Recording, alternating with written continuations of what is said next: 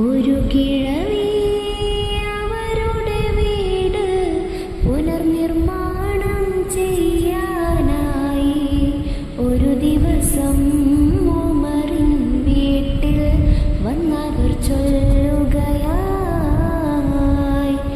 ഒരു കാര്യം ചൊല്ലു പെണ്ണേ, ഉമർ ഖലീഫ താമസമെവിടെ?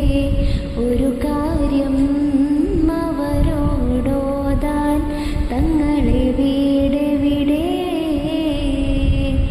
ഇതു കേട്ട് പുഞ്ചിരിയോട് ഫാത്തിമ ചൊല്ലി, നിങ്ങളിരിക്കൂ, ഇതു